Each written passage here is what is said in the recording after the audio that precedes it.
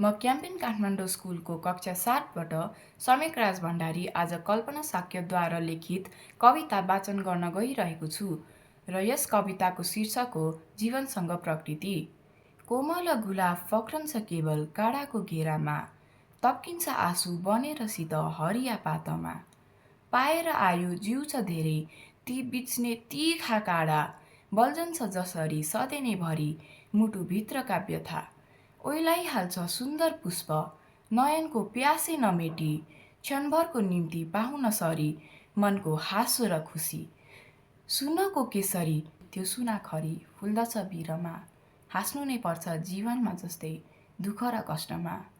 हिलोमै फुल्छ सुबास झर्छ श्रद्धाको फूल कमल, कठोर संसारमा जमन्छन् कोही मनका कोमल। मान्छेको माया फुनेको चन्द्र बढ्न नसके खड्ड छ, दुखीको पीडा पोखेर आँसु आँखैमै सुत्दछ। धन्यवाद।